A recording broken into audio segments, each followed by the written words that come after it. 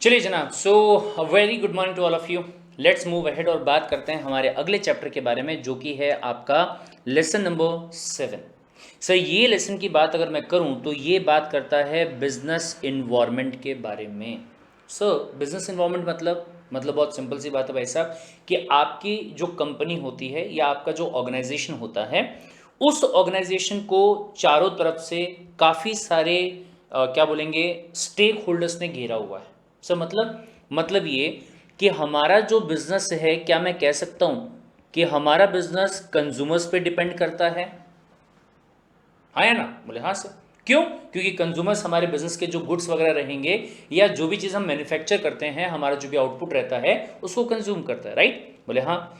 फिर इसके बाद में अगर बिजनेस की बात की जाए तो क्या मैं ये भी कह सकता हूं कि जो गवर्नमेंट है उसका भी हमारे बिजनेस में कहीं ना कुछ इंटरेस्ट होता है? आपका जवाब आएगा बिल्कुल सही बात है सर, उनका भी इंटरेस्ट रहता है। क्यों? क्योंकि सर, बिजनेस अगर हम अच्छा करेंगे तो गवर्नमेंट को टैक्सेशन जो है वो पे करना पड़ेगा।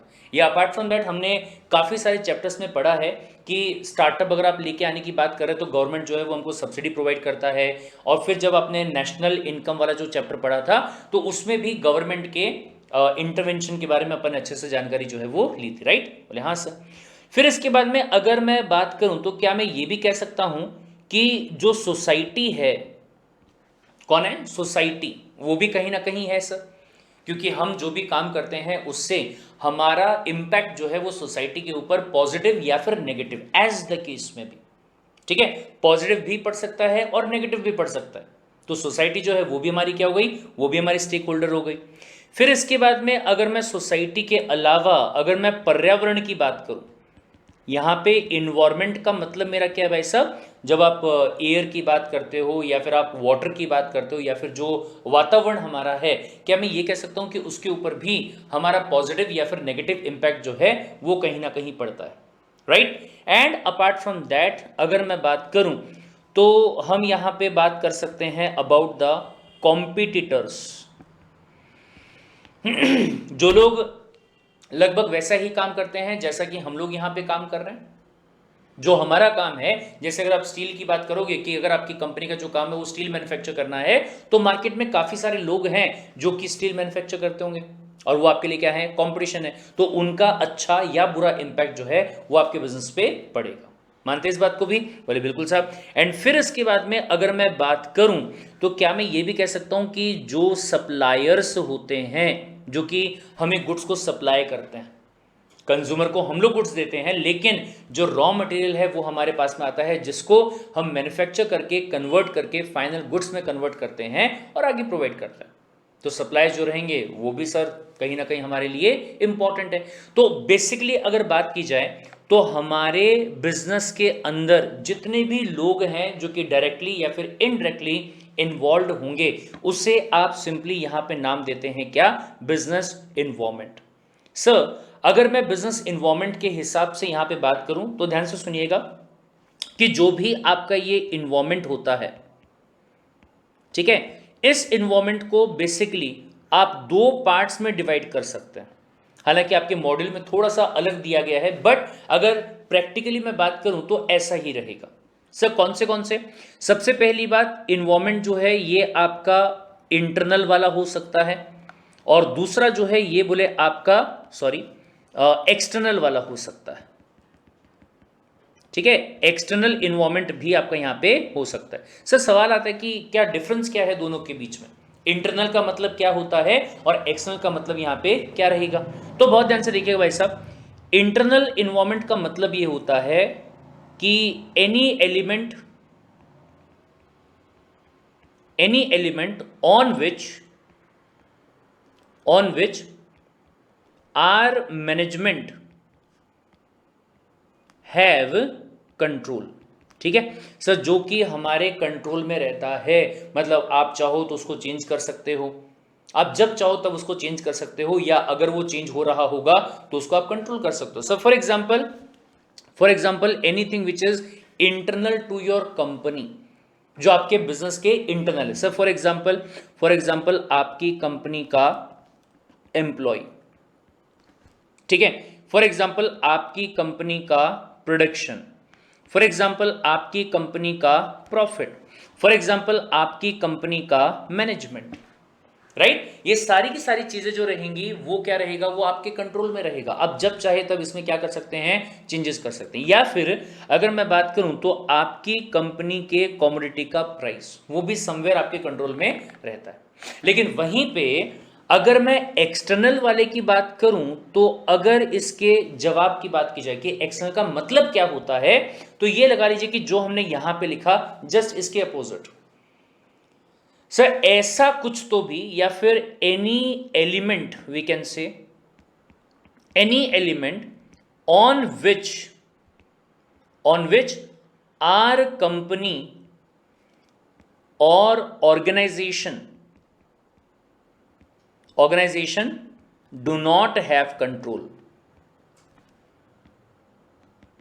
ठीक है, जो हमारे कंट्रोल में नहीं हो। लेकिन सर ध्यान से, हालांकि अगेन ये वाला पॉइंट जो मैं आपको यहां पे बताने जा रहा हूं, ये आपके क्या बोलेंगे इस चीज को, मॉड्यूल में दिया हुआ नहीं है, लेकिन सच्चाई वही रहने वाली है कि सर ये जो आपके एक्सटर्नल वाले इन्वायरमेंट रहेंगे, ये बोले दो टाइप के हो सकते हैं। कौन से सर, एक आपका रहेगा जो कि माइक्रो लेवल पे होगा, माइक्रो मतलब छोटे लेवल पे, ठीक है। और दूसरा जो है ये बोले आपका मैक्रो लेवल पे रहेगा। सर मैक्रो मतलब बड़ा, बिल्कुल सर, ये छोटे और बड़े का जो फंडा है ये हमको पता है, लेकिन what exactly do you mean over here कि छोटा या बड़ा, बहुत ध्यान से। सर बोले माइक्रो ऐसा विच विल इफेक्ट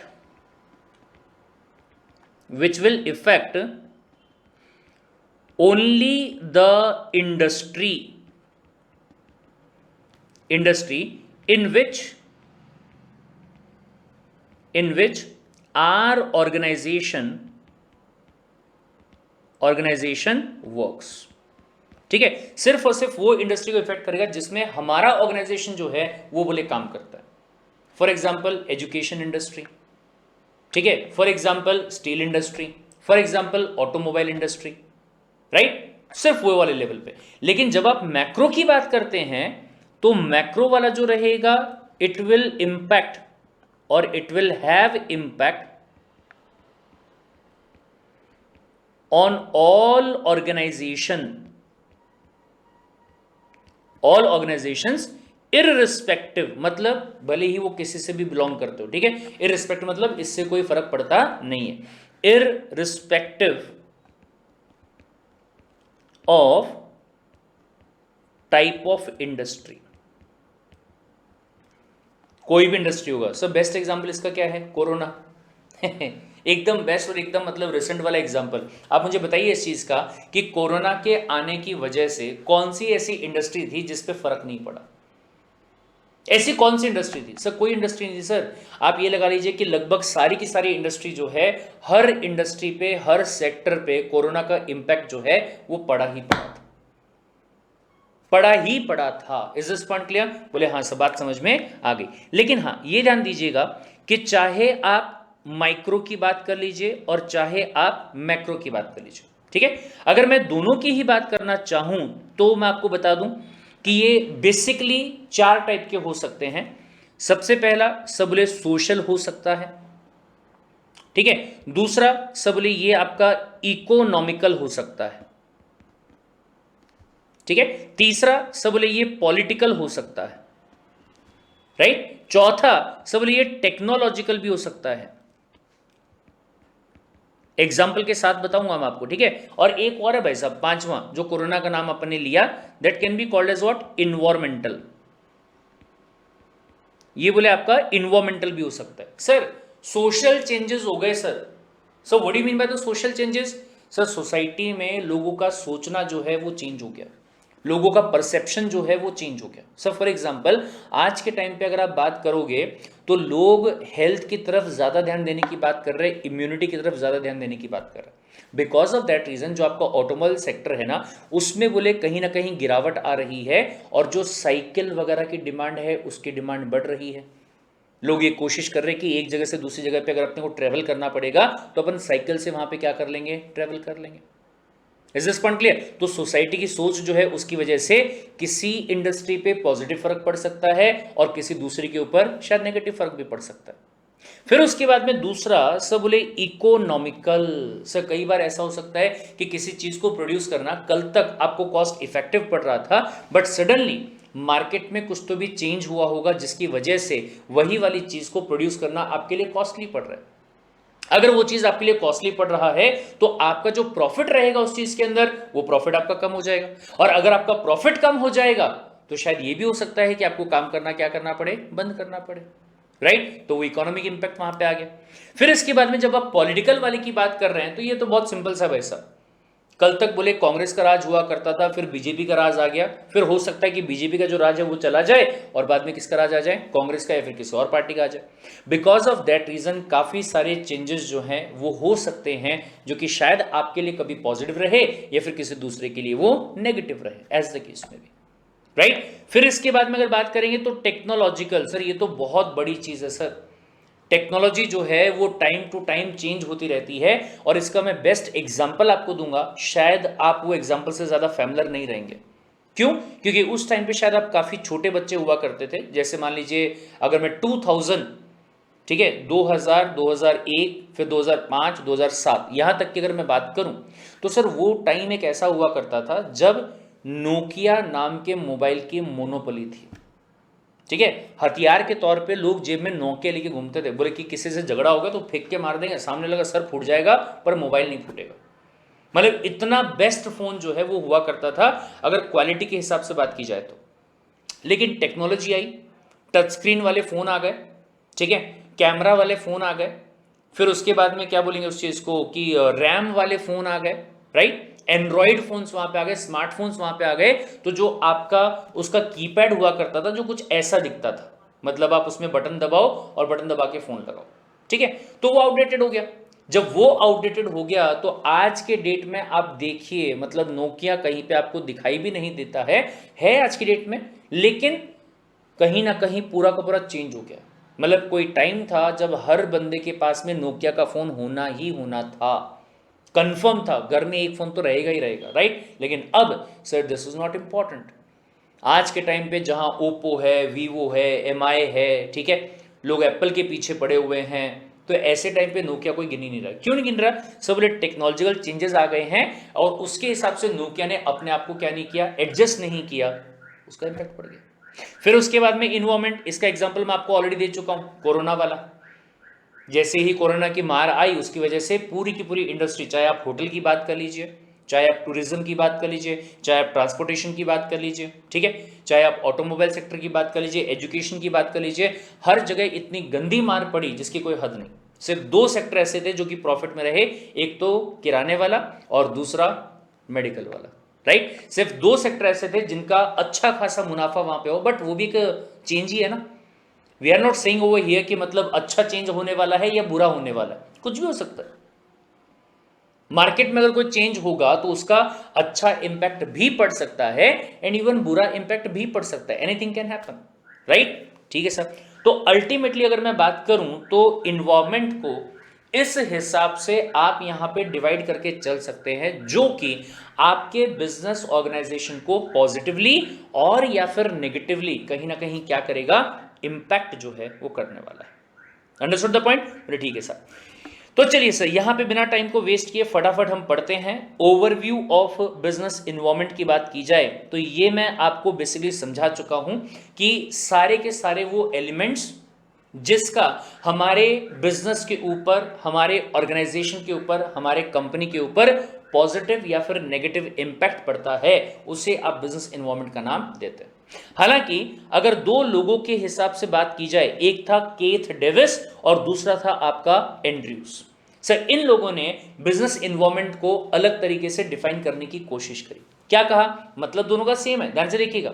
सर बोले it is aggregate of all the conditions, चाहे पॉलिटिकल कंडीशन की बात कर लो, इकोनॉमिक की बात कर लो, सोशल की बात कर लो, टेक्नोलॉजिकल की बात कर लो या इन्वायरमेंटल की बात कर लो, सारे कंडीशंस का एग्रीगेट जो है या इवेंट्स का जो एग्रीगेट है, कुछ भी अगर इकोनॉमी में हो रहा होगा, जैसे प्राइस बढ़ गए, डिमांड बढ़ गई, सप्लाई कम हो गई, एज द केस में भी, ठीक है वो, and influences that surround and affect the business will be called as what? Business environment. मतलब सर सारी की सारी चीजें जिसका बिजनेस पे पॉजिटिव या फिर नेगेटिव इंपैक्ट पड़ता है उसे बिजनेस एनवायरनमेंट कहा जाता है। ऐसा किसने कहा? केथ डेविस ने कहा, ठीक है। लेकिन वहीं पर अगर एंड्रयूज के शब्दों में बात की जाए तो लगभग यही बात कही गई, लेकिन दूसरे तरीके से, क्योंकि ये भी चाहता था कि जब CSWT की पढ़ाई हो रही होगी मेरा नाम भी बोले वहां पे आना चाहिए, ठीक है। ध्यान से देखिए, so बोले environment of a company as the pattern of all external influences which affect its life and the development. so बोले कोई भी चीज जिससे कि कंपनी की जिंदगी या कंपनी के डेवलपमेंट पे अगेन पॉजिटिव और नेगेटिव एज द केस में भी, ये जरूरी नहीं है कि हमेशा नेगेटिव इंपैक्ट ही पड़ेगा सर, हो सकता है कि नेगेटिव इंपैक्ट पड़े या हो सकता है पॉजिटिव पड़े, anything can happen. For example मैं आपको बताऊं कि कोई जमाना हुआ करता था around we can say around in 2008 we can say 2008 में ऑर्कुट नाम का सबसे पहला सोशल मीडिया होता था, ठीक है। और मैं आपको बताऊं लगभग हर बंदा, एवरी पर्सन, एवरी टीनेजर, ठीक है, हर बंदा ऑर्कुट को यूज करता था। और मैं क्या बताऊं आपको, मतलब मेरे काफ़ी सारे फ्रेंड्स थे, मतलब कॉलेज में जो थे, सर कम से कम 4 या 5 बंदे ऐसे थे जिनकी सेटिंग जो है ना वो ऑर्कुट पे हुई थी, to be very frank, literally girlfriend बने थे उनके वहाँ पे, ठीक है। ऑर्कुट से नंबर वगैरह एक्सचेंज हुए, फिर वहाँ से उनकी बात होना शुरू हुई। लेकिन सडनली मार्केट के अंदर एक दूसरा सोशल मीडिया प्लेटफॉर्म आया जिसको उस टाइम पे ऑर्कुट ने बहुत ज़्यादा भाव नहीं दिया, इस हिसाब से कि ऑर्कुट ही सबसे बड़ा है, नाम था उसका फेसबुक, मालिक कौन? मार्क जकरबर्ग, ठीक है। लेकिन धीरे धीरे धीरे धीरे फेसबुक इतना बड़ा होता गया कि ऑर्कुट को मार्केट से ही पूरा गायब कर दिया, और आज एवरीवन नोज कि फेसबुक क्या है क्या नहीं है, राइट, ठीक है सर। तो दोनों के हिसाब से अगर बात की जाए तो लगभग दोनों ने सेम बातें करी कि सर ऐसी जितने भी एलिमेंट्स है, जितने भी इवेंट्स है, जितने भी आपके क्या बोलेंगे चीजें हो रही है जो कि बिजनेस को कैसे भी इफेक्ट करते हैं, बिजनेस की लाइफ को, बिजनेस के डेवलपमेंट को इफेक्ट करते हैं, उससे बोले सिंपल तरीके से नाम दिया जा सकता है क्या? बिजनेस एनवायरनमेंट, राइट, ठीक है sir. Now it is always changing and is uncertain. Sir बिल्कुल सर, हम तो देख ही रहे हैं और लगभग डेली बेसिस पे देखते हैं।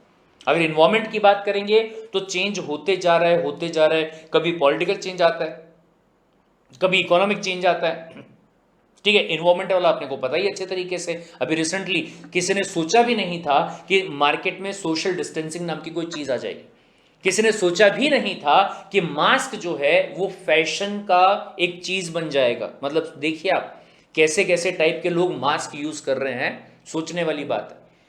किसी ने सोचा भी नहीं था कि किसी से बात करने से पहले या किसी से हाथ मिलाना तो बहुत दूर की बात है, पास जाने के पहले हाथों को, पैरों को सैनिटाइज करना पड़ेगा। सडनली सब चेंज हो गया सर। अगर मैं चेंज के बारे में बात करूं तो एक बहुत ही कॉमन सी कहावत है that the change is only constant. कहते हैं ना कि कुछ भी चीज कांस्टेंट रहने वाली नहीं है, सिर्फ एक चीज कांस्टेंट है, वो क्या है? चेंज। चेंज होते ही रहेगा, राइट, वही बात यहां पे कही गई। Now it is because of the dynamism of the environment, ठीक है। As it is already said that the business environment is the sum of all the factors outside the control of management of the company. अब ये इन्होंने directly external वाले की बात कर ली, जबकि मैंने आपको दो बताए। पहला इंटरनल वाला, सब बोले कंपनी के अंदर कल्चर कैसा है, मेरी कंपनी में काम करने का कल्चर कैसा है, मेरी कंपनी का एम्प्लॉय जो है वो एथिकल काम करता है या फिर अनएथिकल काम करता है, उस पर भी डिपेंड करता है ना, राइट। तो मेरे हिसाब से बात अगर आप करोगे या फिर नॉर्मली अगर आप बात करोगे इकोनॉमी के हिसाब से तो दो टाइप के, एक इंटरनल दूसरा एक्सटर्नल, बट यहां पे मॉडल में सिर्फ एक्सटर्नल की बात की गई, जिसमें क्या बताया गया? सब बोले जिसका कंपनी के ऊपर कंट्रोल नहीं है, कंपनी उस पर कंट्रोल नहीं कर पाती, ठीक है, कोई बात नहीं भाई साहब। The factor which are constantly changing and they carry with them both opportunities and the risk और अनसर्टेनिटीज विच कैन मेक और mark the future of the business. Sir ये बात तो एकदम कंफर्म है सर। वो कहते हैं ना क्या रिस्क है तो इश्क है। मतलब अगर आप मार्केट की बात करोगे तो मार्केट में जो चेंजेस वगैरह हो रहे हैं, जो भी प्रॉब्लम्स यहां पे हो रहे हैं, जो भी सिचुएशंस आ रही हैं, उन्हीं सिचुएशंस में अनसर्टेनिटीज तो है ही है, बट साथ ही साथ अपॉर्चुनिटीज भी हैं, राइट। सर काफी सारे ऐसे लोग हैं जो जैसे मेरा ही एक फ्रेंड है, वो कॉस्मेटिक्स का काम करता है, उसका डिस्ट्रीब्यूशन का काम करता है, राइट। लेकिन जैसे ही लॉकडाउन वगैरह अनाउंस हुआ, उस बंदे का डिस्ट्रीब्यूशन का काम लगभग ठप हो गया, कॉस्मेटिक्स बेच नहीं सकता। बट उसने अचानक से ध्यान दिया कि अरे सैनिटाइजर, मास्क, ग्लव्स जो हाथों के होते हैं, फिर फेस के जो सील्ड होता है वो, बोले उसमें अच्छा खासा प्रॉफिट है, उसमें बोले काम किया जा सकता है, अभी बोले वो ट्रेंड में भी है और काफ़ी लॉन्ग टर्म तक चलने वाला भी है। तो बंदे ने सडनली क्या किया, चेंज कर दिया। मतलब कॉस्मेटिक्स का काम है बट साथ ही साथ में ये वाला काम भी वहां पे। तो आप यकीन नहीं मानोगे कि उसका महीने का जो बिजनेस हुआ करता था, इट वॉज ऑफ ₹10 लाख, जब वो सिर्फ कॉस्मेटिक्स का काम करता था, ठीक है। लेकिन जब से उसने ये वाला काम साथ में करना शुरू कर दिया, तो उसका लॉकडाउन के टाइम पे भी जो बिजनेस चल रहा था, इट वॉज ऑफ ₹20 लाख। अच्छा, एक और बहुत अच्छी बात क्या, कि सर मार्केट में बोले लॉकडाउन है, और लॉकडाउन में ये कहा गया कि आप अपने घर से बाहर नहीं निकल सकते, दुकानें जो है वो चालू नहीं हो सकती, बट सिर्फ दो चीजें चालू रहेंगी, एक अगर आपका किराना शॉप है, और दूसरा अगर आप मेडिकल का कुछ काम करते हो तो। अब वापस से पॉइंट आ गया भाई साहब, कि अगर मैं सैनिटाइजर बेच रहा हूं मतलब कि मेडिकल का काम कर रहा हूं, राइट। तो जहां पे वो अपना बैग लेके जा रहा है, जिसमें पहले पूरे 100 प्रोडक्ट कॉस्मेटिक्स के हुआ करते थे, उसमें से ऊपर 20 प्रोडक्ट किसके डाल दिए, सैनिटाइजर वगैरह के, और नीचे में जितने भी प्रोडक्ट थे वो किसके डाल लिए, कॉस्मेटिक्स के। यानी कि सैनिटाइजर्स को बेचते बेचते भाई साहब ने क्या किया, कॉस्मेटिक का काम जो था वो भी कर लिया। अंडरस्टूड। तो अपॉर्चुनिटी भी है लेकिन रिस्क भी है। रिस्क क्या है, सब बोले अगर वहां पे आप पकड़े गए तो हो सकता है कि आपका पूरा माल जो रहेगा वो सीज कर दिया जाए। Understood the point. तो ध्यान रखिएगा, हमेशा जो बिजनेस इन्वायरमेंट आपका है ये आपके लिए पॉजिटिव वाली चीजें भी लेके आएगा, बट साथ ही साथ नेगेटिव वाली जो चीजें है ना उसको भी पूरे साथ में लेके पक्का आएगा। अंडरस्टूड, बोले ठीक है सर। नाउ इसके बाद बोले अगर हम फीचर्स एंड फैक्टर्स के बारे में बात करें which influence the business environment, हालांकि इसकी बात अपन कर चुके हैं बट स्टिल देखिए यहाँ पे ध्यान से। सबसे पहली बात, ऑल द एक्सटर्नल फोर्सेस। ध्यान दीजिएगा, यहां पे जो मॉड्यूल में कंटेंट दिया गया है वो सिर्फ इस बिजनेस इन्वायरमेंट की बात कर रहा है, इसकी वो बिल्कुल भी बात नहीं कर रहा। तो क्या कहना चाह रहा भाई साहब, कि यहां पे जितनी भी चीजें हैं सारी की सारी बाहर वाली चीजें हैं विच डायरेक्टली और indirectly affect the business organisation. ठीक है, फिर देखिए दूसरे पॉइंट में क्या बोल दिया, sir it can be specific and it can be general. जब आप स्पेसिफिक की बात कर रहे हैं तो इसमें ये क्या कहा गया कि हो सकता है कि वो सिर्फ आपकी कंपनी को क्या करे, अफेक्ट करे। ले भाई साहब, अगर वो मेरी कंपनी को अफेक्ट कर रहा है तो ऐसे केस में, नहीं सॉरी, माइक्रो एंड मैक्रो बोल दीजिए यहां पे। क्या बोलता भाई साहब, specific forces such as investors, customers, competitors, suppliers, non human और the general forces are social, legal, technological, political etcetera which affect the business indirectly. हाँ, ये भी ध्यान दीजिएगा भाई साहब, इन्वायरमेंट के अलावा यहां एक और मैं ऐड कर देता हूं, that is a legal. Sir law में चेंज हो गया तो क्या करेंगे, एग्जाम्पल वापस ध्यान से सुनिए। सर कल तक ऐसा था कि अगर आप ड्राइव कर रहे हो और आपने हेलमेट नहीं पहना हुआ है तो आप पे चालान था, ठीक है। आज ऐसा है कि एक मौके अगर आपने हेलमेट नहीं पहना होगा तो शायद आपको छोड़ दिया जाए, लेकिन अगर मास्क नहीं पहना हुआ है तो बोले 500 रुपए का चालान पक्का है। लीगल चेंज हो गया सर। ऐसा कभी जिंदगी में पहले इंपॉर्टेंट नहीं हुआ करता था कि अगर आप मास्क पहन के नहीं आओगे तो लॉ के हिसाब से आपको क्या रहेगा, चालान फटेगा। था क्या ऐसा? नहीं था, पर अब कर दिया गया। Understood the point. तो लीगल वाला भी एक हो सकता है जो कि आपके बिजनेस को क्या करे, इफेक्ट करे। सर लेकिन एक सेकंड, ये बिजनेस को कौन इफेक्ट कर रहा है? अरे करेगा ना भाई, अगर कस्टमर के लिए मास्क पहनना इंपॉर्टेंट है तो जो बंदा मास्क का बिजनेस कर रहा होगा उसके लिए बिजनेस ही बिजनेस है भाई साहब, तो पॉजिटिव इंपैक्ट वहां पे रहेगा, राइट? ठीक है साहब। फिर उसके बाद में तीसरा, सर इंटर रिलेशन, मतलब अगर चेंज कहीं और होगा तो उसकी वजह से इवन दूसरा फैक्टर जो है वो भी चेंज हो सकता है। यस और नो? सर बहुत सिंपल सी बात है, अगर बोले यहां लीगल वाले इन्वायरमेंट में चेंज हुआ तो इसका इंपैक्ट जो है वो इन्वायरमेंट पे आ सकता है, और इन्वायरमेंटल वाले में होता है तो शायद टेक्निकल वाले में भी आ सकता है। बेस्ट एग्जांपल, सर कोरोना आ गया, कोरोना आने की वजह से लॉकडाउन का अनाउंसमेंट हो गया। लॉकडाउन के अनाउंसमेंट होने की वजह से फैक्ट्रीज में से जो धुआं निकलता था वो धुआं निकलना बंद हो गया। जो वेस्ट वाटर निकला करता था वो वेस्ट वाटर निकलना बंद हो गया, जिसकी वजह से शायद आपने न्यूज वगैरह में सुना भी होगा कि इन्वायरमेंट खुले में सांस ले रहा है, इन्वायरमेंट अच्छी सांस ले रहा है, ठीक है, चिड़िया के चहकने की आवाज आ रही है, पता चल रहा है कि इस दुनिया में इंसान के अलावा जीव जंतु भी रहते हैं। बोले जब लॉकडाउन अनाउंस हुआ तब ये चीज हुई थी, याद आया, डन, ठीक है। तो बोले एक का इंपैक्ट दूसरे के ऊपर यहां पे पड़ सकता है, ठीक है। चौथा पॉइंट अनसर्टेनिटी।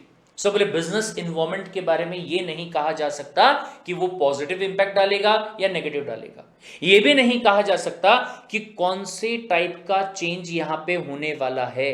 क्या ये बताया जा सकता था कि कोरोना कौन से टाइम पे खत्म होगा? क्या ये बताया जा सकता था कि कोरोना की वैक्सीन कब आएगी? क्या ये बताया जा सकता था कि जो भी वैक्सीन को लाया जाएगा उसकी वजह से क्या सही में कोरोना ठीक हो जाएगा? नहीं, right. That means what? That means there was uncertainty and there will always be uncertainty, हमेशा रहेगी साहब। Understood the point? ठीक है साहब। Next point dynamic, ever changing है सर। ये बात अपन पहले ही कर चुके कि अगर आप बिजनेस एनवायरनमेंट की बात करोगे तो वो कभी फिक्स नहीं है, ये चेंज होते ही रहेगा, change is the only constant, right. फिर उसके बाद में कॉम्प्लेक्स, समझ में नहीं आएगा, समझ में ही नहीं आएगा कि इकोनॉमी में क्या चेंज होने वाला है और उसका इंपैक्ट जो है वो कैसा पड़ने वाला है।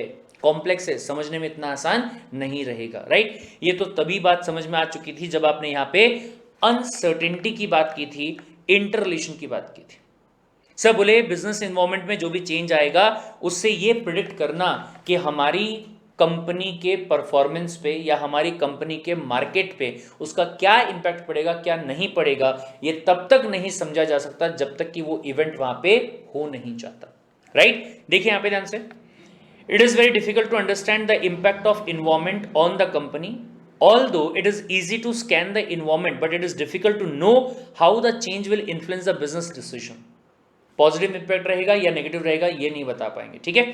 फिर समटाइम्स चेंज में बी माइनर, कभी कभी चेंज जो है वो छोटा मोटा हो सकता है लेकिन इसका जो इंपैक्ट रहेगा वो बहुत ज्यादा हो सकता है। एग्जाम्पल देखिए यहां पे, अगर बोले गवर्नमेंट की पॉलिसी में टैक्स का इंक्रीमेंट जो है वो 5% से हो जाए तो ऐसे केस में वो कंपनी जो ज्यादा पैसा कमाती होंगी उनको बहुत नुकसान यहां पे हो सकता है। चेंज छोटा सा है, क्या सिर्फ 5% का यहाँ पे क्या किया गया, इंक्रीमेंट किया गया, बट उसकी वजह से हो सकता है कि कंपनी को बहुत ज्यादा टैक्स जो है वो बोले यहाँ पे क्या करना पड़े, पे करना पड़े।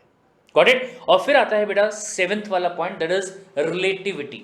मतलब बिजनेस इन्वायरमेंट में अगर चेंज होता है तो जरूरी नहीं है कि हर किसी को इंपैक्ट पड़ेगा, अगर चेंज होता है तो जरूरी नहीं है कि हर किसी को नेगेटिव इंपैक्ट होगा, अगर चेंज होता है तो जरूरी नहीं है कि हर किसी को पॉजिटिव इंपैक्ट होगा, अगर चेंज होता है तो यह भी जरूरी नहीं है कि हर किसी को सेम अमाउंट का इंपैक्ट पड़ेगा, सेम लॉस किसी को होगा, राइट। सर डिपेंड करता है कि आप कौन से टाइप के सेक्टर में हैं, डिपेंड करता है कि आप कौन से टाइप की इंडस्ट्री में हैं, डिपेंड करता है कि आप कितनी पुरानी कंपनी है या कितनी नई कंपनी है, ठीक है। तो बिजनेस इन्वायरमेंट का जो चेंज है वो अलग अलग कंपनीज के रिलेशन में अलग अलग इंपैक्ट लेके आ सकता है। Is this point clear? बोले ठीक है सर बोले अगर बिजनेस इन्वायरमेंट के इंपैक्ट की बात की जाए, it may differ from company to company और country to country. Definitely sir, कई कंट्रीज ऐसी होंगी जिनके ऊपर इंपैक्ट कुछ और रहेगा, बाकी कंट्रीज पे इंपैक्ट कुछ और रहेगा।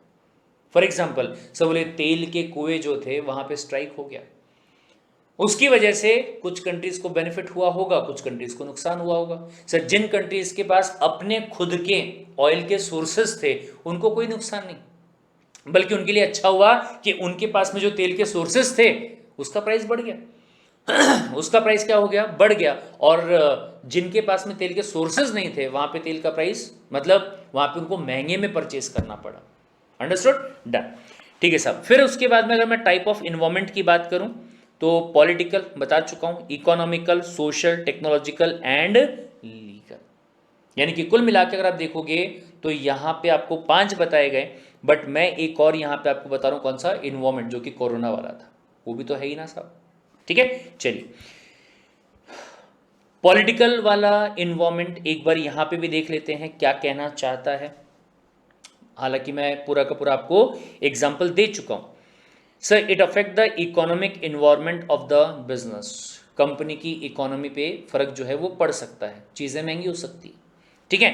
लेगिस्लेटर्स मतलब कानून बनाने वाले, जो कि लोकल लेवल पे, स्टेट लेवल पे या फिर सेंट्रल लेवल, फेडरल का मतलब central level, right, may provide incentive और tax break to the companies और they can impose the regulations that restrict the business transaction.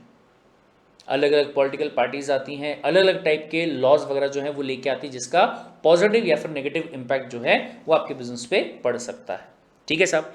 Now in the latter case, मतलब अगर restrictions डाले गए, ठीक है, for example if a political body states that a company must include a certain chemical in its product, oh my god, company को क्या बोल दिया गया कि आपको सर्टेन केमिकल इंक्लूड करना पड़ेगा। एग्जाम्पल सब बोले सैनिटाइजर पहले भी आते थे, लेकिन कहा गया कि कोरोना को अगर मारना है तो 70% एल्कोहल उसमें होना चाहिए। अब ध्यान से भाई साहब, पहले 60% एल्कोहल डालते थे तो कम एल्कोहल खरीदनी पड़ती थी, किनको, जो सैनिटाइजर बनाती है उन कंपनीज को। अब ज्यादा डालना पड़ेगा, ज्यादा एल्कोहल खरीदना पड़ेगा, ज्यादा एल्कोहल खरीदेंगे तो कॉस्ट ऑफ प्रोडक्शन क्या होगा, बढ़ जाएगा। Are you getting the point, वो प्रॉब्लम वहां पे हो जाएगी।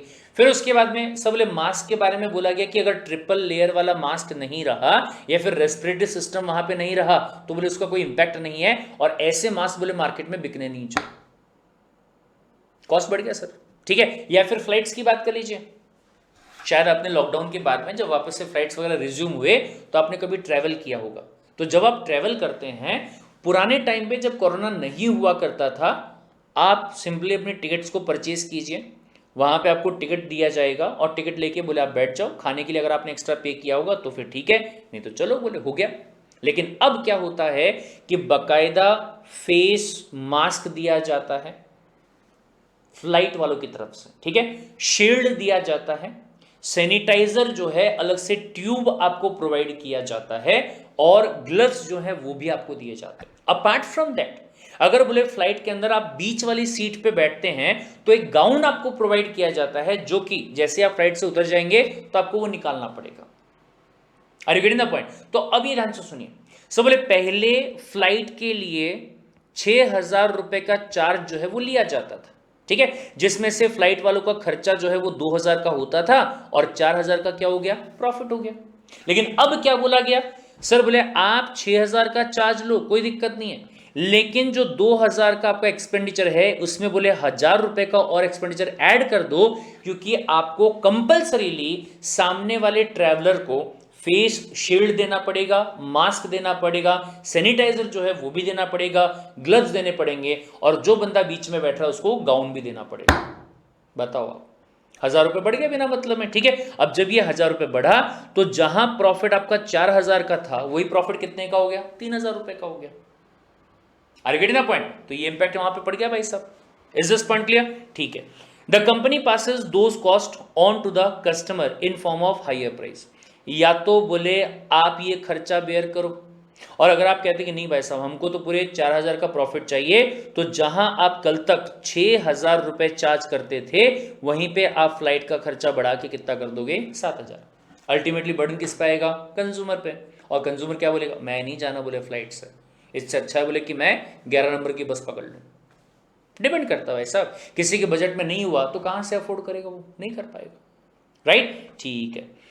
फिर उसके बाद में अगर मैं नेक्स्ट पॉइंट की बात करूं, यानी कि इकोनॉमिक इन्वायरमेंट, ये बहुत ध्यान से देखिएगा sir. The larger economic environment of the society is a factor that can affect a companies business environment, ठीक है। सब बोले हमारे कंट्री का इकोनॉमी जितना ज्यादा बड़ा होगा उतना बोले यहां पे इंपैक्ट जो है वो कहीं ना कहीं पड़ेगा। ध्यान से देखिएगा, बोले अगर रिसेशन की बात की जाए, अब ये ध्यान से, सब बोले इकोनॉमी में दो चीजें हो सकती है, या तो रिसेशन मतलब मंदी आ सकती है, या तो इन्फ्लेशन मतलब महंगाई आ सकती है। सर दोनों ही चीजें खराब है। अगर बैलेंस में चल रहा है तो बहुत ही अच्छी बात है, लेकिन अगर रिसेशन आता है यानी कि चीजों का जो दाम रहना चाहिए था वो नहीं मिल पा रहा है, ठीक है। ऑन द अदर हैंड अगर इन्फ्लेशन आता है यानी कि 10 रुपए की चीज जो है वो 15 रुपए में मिल रही है, सर दोनों ही खराब है। अगर मंदी होगा तो जो प्रोड्यूसर्स रहेंगे उनके लिए बुरी बात है, अगर इन्फ्लेशन होगा तो जो बंदा कंज्यूमर है उसके लिए बुरी बात है। Understood the point? बोले ठीक है साहब। रिसेशन के टाइम पे the consumer spend less on the optional item. AC पे खर्चा कम होगा, कार पे खर्चा कम होगा, ठीक है, जो नेसेसिटी वाली चीजें रहेंगी सिर्फ उसको परचेज करेंगे। तो जो लोग ऑप्शनल वाले गुड्स को प्रोड्यूस करते हैं उनका बेचारों का काम ही नहीं चलेगा, लोग परचेज नहीं करेंगे, right? Such as car and the appliances. As a result the business environment suffer. On the other hand if the economic environment is one of the prosperity, मतलब ग्रो हो रहा है, इन्फ्लेशन नहीं, ग्रो हो रहा है, राइट? तो उसकी वजह से जो प्रोड्यूसर्स है उनके पास में इनकम आएगा। जब प्रोड्यूसर्स के पास में इनकम आएगा तो जो फैक्टर ऑफ प्रोडक्शन है, लैंड, लेबर, कैपिटल और एंटरप्रेन्योर, ठीक है, उनके पास में प्रॉफिट आएगा। जब उनके पास में प्रॉफिट आएगा तो ऐसे केस में मार्केट में एक्सपेंडिचर और बढ़ेगा, लोग नई नई चीजों को परचेज करेंगे, तो इकोनॉमी आपकी क्या करेगी? ग्रो करेगी। Understood the point? डन। फिर उसके बाद में तीसरा सोशल वाला फैक्टर, सोसाइटी। ये क्या कहता है भाई साहब? The factor that affect the economic environment are the cultural influences of the time. Sir, हमने मूवीज का इन्फ्लुएंस कई बार देखा है। कोई टाइम हुआ करता था जब अमिताभ बच्चन बहुत ज़्यादा फेमस था, दीवार टाइप की जब मूवी आई थी, यानी आप ये लगा लीजिए कि आपके जो पापा वगैरह हैं उनके टाइम के टाइम पे, ठीक है, तो उस टाइम पे शर्ट की जो कॉलर थी ना, ये यहाँ तक आती थी। आपके पापा के पास में आज भी वैसी शर्ट मिल जाएगी, ठीक है। या अगर आप जीन्स की बात करेंगे, पैंट की बात अगर करेंगे, तो बेल बॉटम वाली जीन्स, मतलब ऊपर से थोड़ी सी टाइट और पैरों के पास से ऐसा खुला हुआ, जैसे घाघरा होता ना, ठीक है, तो वैसे टाइप में पूरा खुला हुआ। फिर उसके बाद में टाइम चेंज हुआ, टाइम चेंज हुआ तो गजनी वाला टाइम आया, तो लोगों ने यहाँ से अलग से एक मांग निकालनी शुरू कर दी। फिर उसके भी पहले सलमान खान, तेरे नाम, अरे बाप रे बाप, ये बालों को ऐसे सामने घुमा के लाए, ओढ़नी ओढ़ के नाच। अरे भाई काय को नाच रहा है? क्यों फालतू में काम कर रहे हो? चुपचाप पढ़ाई क्यों नहीं कर ले, अपना काम क्यों नहीं कर लेता भाई? ठीक है, तो जैसे जैसे इकोनॉमी में चेंज आ रहे हैं, सॉरी, जैसे जैसे सोसाइटी में चेंज आ रहे हैं, जैसे जैसे कल्चरल चेंज आ रहे हैं, जैसे जैसे लोगों का फैशन चेंज हो रहा है, प्रेफरेंस चेंज हो रहा है, वैसे वैसे नीड जो है वो भी क्या हो रही है? चेंज हो रही है। ठीक है sir, there was a fashion in the old time, जब आप क्लासेस में जाया करते थे और वहां बैठ के बोले पढ़ाई करते थे। अब आज का टाइम सोसाइटी की नीड हो चुकी है कि नहीं सर देखिए, मेरे पास में इतना टाइम नहीं है कि मैं ट्रेवल करके क्लासेस को अटेंड करने जाऊं, फिर बोले मैं कॉलेज में भी जाके आऊं। कॉलेज में बोले अटेंडेंस लगाना कंपलसरी है और क्लास अटेंड नहीं करूंगा तो बोले मुझे मार्क्स नहीं मिलेंगे। सॉल्यूशन क्या आ गया? Online classes. आज के टाइम पे अगर आप बात करेंगे तो मैक्सिमम क्लासेस जो है घर बैठे बैठे फोन के ऊपर, लैपटॉप के ऊपर आराम से देखो बोले। ठीक है, किसकी वजह से हुआ? सोसाइटी की वजह से। सोसाइटी की जो नीड थी उसकी वजह से जो आपके बिजनेस वगैरह होंगे उनको क्या करना पड़ा? चेंज लाना पड़ा, राइट? ठीक है साहब। For example a fashion designer that create bell bottom, वो घाघरे वाली पैंट, ठीक है, strip pants will not success in an environment where the straight leg solid colored pants are desired. बिल्कुल साहब। Now a social environment that tend to be more conservative will not support style that appear to be trendy. जहां conservative वाले लोग होंगे वहां पे trendy वाली चीजें नहीं चलेंगी। The fashion designers business will suffer if it does not change the clothing style. The same would apply to the manufacturers that produces on and stores the that sell these wares. सबको impact पड़ेगा, सिर्फ manufacturer को नहीं बल्कि जो बंदा उसको cell करता है उसको भी फर्क यहां पे पड़ेगा ही पड़ेगा। अंडरस्टूड? ठीक है साहब। फिर टेक्नोलॉजी वाला तो भाई साहब पूरा एग्जांपल मैं आपको दे चुका हूं नोकिया वाले के साथ, एकदम बेस्ट एग्जांपल है। टेक्नोलॉजी चेंज हो चुकी है सर, अगर वो चेंज टेक्नोलॉजी के साथ में आपने अडॉप्ट नहीं किया तो आप मार्केट से क्या हो जाएंगे? वैनिश हो जाएंगे। ठीक है, और फिर आता है उसके बाद में कौन सा? लीगल वाला फैक्टर। ये भी मैं आपको बता चुका हूं, अगर लॉ में सडन चेंज आ जाए तो उसकी वजह से काफी ज्यादा इंपैक्ट जो है, अच्छा और बुरा एज द केस में भी, ये आपको पड़ सकता है। इवन लीगल वाले में मैं आपको एक प्रैक्टिकल एग्जांपल जो है वो देता हूं। मेरा एक फ्रेंड है, नाम है साकेत सुगंध, ठीक है, सिंधी है वैसे तो, और ही हैज मनी ताकि वो किसी नए बिजनेस में क्या कर सके? इन्वेस्ट कर सके। तो एक बार क्या हुआ, अराउंड ये लगा लो मेरे हिसाब से कब की बात होगी, 2013 या 14 के आसपास की बात है। तब महाराष्ट्र में कोर्ट वगैरह जो है उन्होंने ये अनाउंस कर दिया कि हाँ ठीक है, आपको अगर हुक्का पार्लर डालना होगा तो आप डाल सकते हो, हुक्का पार्लर। ठीक है, काफ़ी सारे लोग मतलब अभी तो बहुत ज़्यादा आपने सुना होगा सुशांत और रिया चक्रवर्ती के केस में, दीपिका पादुकोण के केस में, ड्रग्स वगैरह, गांजा वांजा, ए गांजा गांजा। ठीक है, तो हुक्का पार्लर काफ़ी लोग उसके फेंटेसाइज करते हैं, छल्ले वाले बनाने की कोशिश करते हैं। तो मेरे दोस्त ने खोला उस टाइम, लागत लगाई भाई ने 40 लाख रुपए की। ध्यान से, सर लॉ में सडन चेंज आ गया, पहले हुक्का पार्लर अलाउड नहीं थे, सडनली अलाउड हो गए। तो सिटी के अंदर भाई साहब ने सबसे पहला हुक्का पार्लर मेरे फ्रेंड ने डाला, 40 लाख का इंटीरियर में खर्चा किया। यू वॉन्ट बिलीव, बंदे ने 6 महीने के अंदर वो 40 लाख रिकवर भी कर लिए और उसके ऊपर 50 लाख रुपए कमा भी लिए। ठीक है, कितने महीने में? 6 महीने के अंदर। 6 महीने कमाने के बाद में उसने वहां से विड्रॉ कर लिया, मतलब पार्टनरशिप में किया था, और बाकी जो पार्टनर्स थे उनको बिजनेस बेच दिया और खुद वहां से निकल के आ गया, अपना हिस्सा निकाल के। ठीक है, फिर उसके बाद में तकरीबन 1.5 साल के बाद वापस से कोर्ट का अनाउंसमेंट आया कि हुक्का पार्लर्स आर बैंड, अलाउड ही नहीं है बोले। अगर आप घर पे बैठ के खुद का बना रहे होंगे तो अलग बात है, अदरवाइज बोले टोटली एंड कंप्लीटली बैन है, बोले कर ही नहीं सकते, सीधी बात। ठीक है, तो जैसे ही अनाउंसमेंट आ गई तो आप सोचिए, जिसका मतलब वो हुक्का पार्लर था, ये तो अच्छा हो कि मेरा फ्रेंड बाहर आ गया था, ठीक है, बट जिसका अभी भी काम चल रहा था वो तो बेचारे डूब गए। ठीक है, वो तो डूब गए वहीं पे, उनके पैसे क्या हो गए होंगे, वहां पे बर्बाद हो गए होंगे, एज सिंपल एज दैट। ठीक है, तो ये जो आपका लीगल फैक्टर है ये भी अच्छा खासा इंपैक्ट यहां पे रखता है। एक बार बस रीड आउट कर लीजिएगा, बाकी कंसेप्ट मैं आपको यहां पे समझा चुका हूं। ठीक है सर, नेक्स्ट पॉइंट यहां पे आता है ease of doing business index by the World Bank for India. Sir ये बहुत इंपॉर्टेंट वाली चीज, क्या नाम दिया? Ease of doing business. काफी सारे अपने जो प्रधानमंत्री हैं उनके स्पीच में आपने इसके बारे में सुना होगा, एंड इवन जो हमारे फाइनेंस मिनिस्टर है उनसे भी आपने इस चीज के बारे में काफी कुछ सुना होगा कि जब उन्होंने कंपनीज अमेंडमेंट बिल वगैरह लेके आए तो उन्होंने यही कहा that our focus is to encourage the ease of doing business. मतलब जितने अच्छे तरीके से अगर बिजनेस को मोटिवेट कर सकें, जिसमें प्रोसीजर वगैरह जो है, मतलब बिजनेस को इनकॉर्पोरेट करने के लिए जो प्रोसीजर फॉलो करना पड़ता है। ठीक है, एग्जांपल अगर आप कंपनी बनाना चाहते हैं तो बोले आपको आरओसी के पास में, रजिस्ट्रार ऑफ कंपनी के पास में रजिस्ट्रेशन करना पड़ेगा। ठीक है, आप सोचिए जरा कि आपने कहा कि मैं ना कोई बिजनेस करना चाहता हूं बोले, और फिर उसके बाद में मैं आपसे ये कहूं कि अगर आप बिजनेस करना चाहते हो तो आपको ये डॉक्यूमेंट बनाना पड़ेगा, वो डॉक्यूमेंट बनाना पड़ेगा, वो डॉक्यूमेंट बनाना पड़ेगा, फलाना डॉक्यूमेंट बनाना पड़ेगा, ढिमकाना डॉक्यूमेंट बनाना पड़ेगा, उस पर इसकी साइन लेनी पड़ेगी, उसकी साइन लेनी पड़ेगी, फिर इसके पास जाना पड़ेगा, फिर उसके पास में जाना पड़ेगा, फिर प्रैक्टिसिंग कंपनी सेक्रेटरी के पास जाना पड़ेगा, फिर ये वेबसाइट पर जाना पड़ेगा, फिर आपको मुंबई जाके आना पड़ेगा आरओसी के पास। आप बोलोगे माफ कर मेरे बाप, मेरे को करना ही नहीं है, मैं बोले छोटा मोटा ठेला खोल के बैठ जाऊंगा, मैं सोल प्रोप्राइटरशिप कर लूंगा, कंपनी नहीं खोलूंगा, बोले मना कर दोगे, राइट। तो गवर्नमेंट का ये कहना है कि जो बिजनेस को स्टार्ट करने के लिए प्रोसीजर है वो कम से कम करना पड़े, जैसे स्टार्टअप इंडिया में देखा हमने। ठीक है, अगर स्टार्टअप इंडिया की बात आप करते हैं, एक वेबसाइट पे आपको जाना होता है, उस पे सिंगल विंडो रजिस्ट्रेशन आपको करना पड़ता है आज के टाइम पे।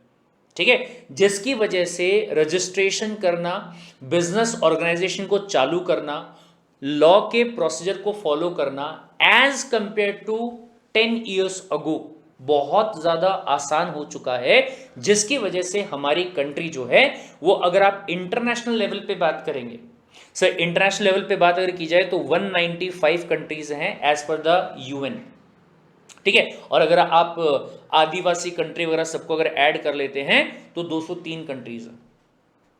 Are you getting the point? तो उसमें हमारा नंबर जो है ना वो बहुत, मतलब बहुत हद तक सुधरा है पहले के मुकाबले में। ठीक है, अब यहां पे देखिए भाई साहब, हालांकि ये चीज पूरा का पूरा मतलब कंसेप्ट तो यहां पे है ही नहीं, फैक्ट्स आपको दिए गए उसके बेसिस पे पूरा है। ठीक है, देखिए ध्यान से, सब बोले वर्ल्ड बैंक का जो लेटेस्ट डीबीआर है, डीबीआर ये ध्यान रखिएगा, डूइंग बिजनेस रिपोर्ट, राइट। ये डीबीआर जो है जो 2019 का है, उसके हिसाब से India has recorded a jump of 23 positions. अरे बाप रे बाप, 23 पोजीशन की छलांग लगाई है। मतलब कोई टाइम था 2017 में जब 100वें नंबर पे हुआ करते थे और आज के टाइम पे 77th रैंक पे हैं सर। और बिल्कुल ये मैं मानूंगा इस चीज को, रीजन बीइंग कि जब हम लीगल एप्टीट्यूड पढ़ते हैं ना तब देखना वहां पे अपन बात करते हैं इस चीज के बारे में कि आज के टाइम पे रजिस्ट्रेशन का प्रोसेस इतना स्मूथ कर दिया है कि कोई ऐसा बंदा जिसको शायद कंपनी के बारे में पता भी नहीं होता है, सीएस के बारे में पता नहीं होता है, वो बंदा आराम से कंपनी का इनकॉर्पोरेशन कर सकता है। सिंपल सिंपल स्टेप्स वहां पे आपको दिए गए, राइट? ठीक है sir. Among the 190 countries, sir आपने तो बोला 195 कंट्रीज है, हाँ यूएन के हिसाब से 195 कंट्रीज है, लेकिन जो ईज ऑफ डूइंग बिजनेस के हिसाब से आप यहां पे बात कर रहे हो उसके हिसाब से 190 कंट्रीज है। ठीक है, ठीक है sir. Assessed by the World Bank, India lead up to 23rd rank in ease of doing business ranking is significant considering that last year India improved its rank by 30 places, a rare feat for any large and diverse country of the size of India। बहुत बड़ी छलांग है बोली, ठीक है। Now as a result of the continued efforts by the government, India has improved its rank by 53 position in last 2 years and 65 in last 4 years। मतलब 4 साल पहले आज जहां 77 पे हैं तो 77 में आप 65 और ऐड कर दो, ठीक है। 7 5 12 और 7 6 13 और 1 14, 142 142 नंबर पे हुआ करती थी, वहां से कितने पे आ गए? 77 पे आ गए। It's a great achievement. कोई छोटी मोटी कंट्री होती उसके लिए नॉर्मल था, बट हमारी इंडिया यानी कि जहाँ पे 135 करोड़ की जनता है और लाखों में कंपनीज वगैरह हैं, वहाँ पे इसको अचीव करना इज क्वाइट डिफिकल्ट, राइट? ठीक है सर। नाउ सबले doing business assessment provide objective measures of the business regulation and their enforcement across 190 economies. अब चूंकि 190 कंट्रीज के बीच में एसेस किया गया है तो उतनी ही यहाँ पे क्या रहेंगी? इकोनॉमीज। इकोनॉमीज बोल दो, कंट्रीज बोल दो, एक ही बात है, ठीक है। ऑन 10 पैरामीटर्स, सब लोग कैसे पता किया? ये 10 पैरामीटर्स यहाँ पे लिए गए हैं जो कि आपको ये नीचे में दिख रहे होंगे, ठीक है। इसमें से 6 यहाँ पे बताए गए हैं, बट टोटल मिला के 10 parameters affecting a business through its life cycle. The DBR rank countries on the basis of distance to frontier, मतलब पहले कितने दूर थे, अब कितने सामने आप आ गए हो। फॉर एग्जाम्पल बोले पहले हम इतने दूर थे बट अब इससे इतना सामने फ्रंटियर पे आ गए हैं। DTF, a score that shows the gap of an economy to the global best practice. This year India's DTF score improved to 67.23 from 60.76 in the previous year। मतलब इसमें भी हमारा क्या हुआ है? इंप्रूवमेंट हुआ है। Got the point? ठीक है साहब। Now India has improved its rank in 6 out of 10 indicators। मतलब जो टोटल 10 इंडिकेटर्स हैं उसमें से ये 6 चीजों में हम लोगों ने क्या किया है? आगे बढ़े हैं हम, ठीक है, ठीक है साहब। And has moved closer to the international best practice DTF on 7 out of 10 indicators. क्या बात है, ठीक है साहब। But the most dramatic improvement have been registered in indicators related to the construction permits and trading across border. In grant of the construction permits, India's rank improved from 181 in 2017 to 52nd in 2018, an improvement of 129 ranks in a single year। Got the point? Just a second.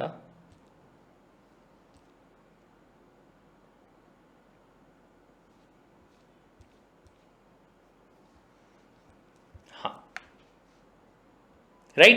Now in trading across the borders, India's rank improved by 66 position, moving from 146 in 2017 to 80 in 2018।